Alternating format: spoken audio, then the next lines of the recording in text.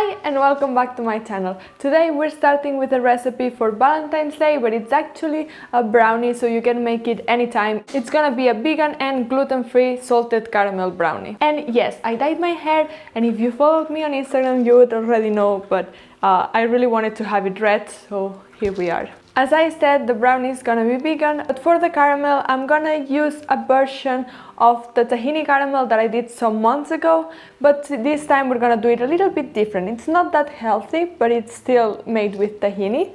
So let's start with the caramel. We're gonna start melting the coconut oil, and then we're gonna add the sugar and we're gonna mix it. The purpose of melting the coconut is mostly so the sugar dissolves and melts. So if it doesn't, it's fine. We're gonna be able to put it in the microwave later in the process, or you can put it longer, wherever you prefer, so the sugar melts and it's not like granulated inside. But if you don't wanna use sugar, that's also fine. So you can just use maple syrup and that's totally okay. Then we're gonna add the tahini and we're gonna mix again. It's basically just adding the ingredients and keep mixing so everything gets combined, because it takes a little bit of time. We're gonna add some maple syrup, and as I said, you can just substitute the sugar for more maple syrup, or use both, or just use one, whatever you prefer. And here one of the different things is that we're gonna be adding some coconut milk. Full fat coconut milk, the ones that are in a can, because that's creamier, and that's what we're gonna add that I didn't do on the other recipe. And here I almost forgot to add the vanilla extract, and I put it on a glass to save it, and then I also forgot the salt flakes, obviously, so I added the salt flakes at that point, so it's not relevant when you add them. But the tahini is ready. It's really simple. Now we're gonna keep it aside and we're gonna start with the brownie dough. As I've said in other recipes, when I bake gluten-free, I try to add more than one type of flour, and as I always use the same, it's again gonna be half a cup of gluten-free flour and half a cup of almond flour, plus some baking powder. Then we're also gonna need some vegan butter, some milk, some cocoa powder, and then sugar. And for the sugar, I'm gonna be mixing some caster sugar and some brown sugar. And also I wanted to mention that I'm not gonna add a flaxseed egg, but I'm gonna add some flaxseed with the flour, so everything gets a little bit more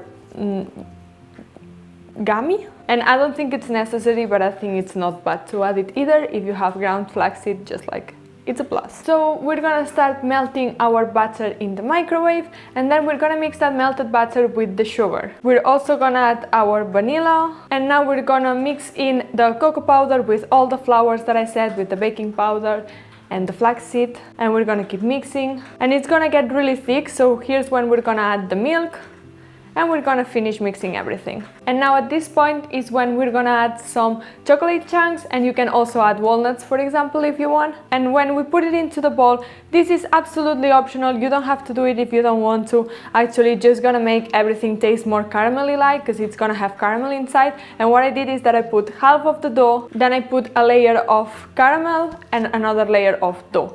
If you do this, make sure that the caramel stays inside, so leave a little bit of space in the borders so it gets fully covered with dough. I didn't do that, and some caramel went to the side and got caramelized, so like hard, and it wasn't bad, but just like if you can keep it inside the dough, it's better.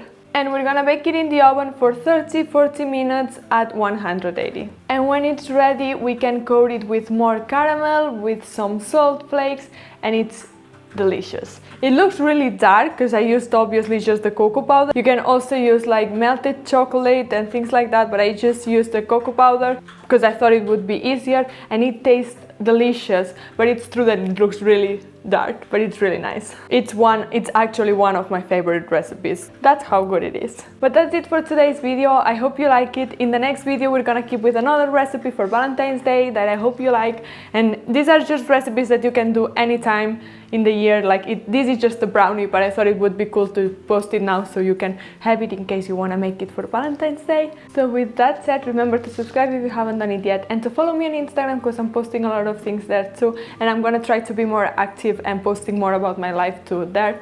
So with that said, I'll see you in the next one.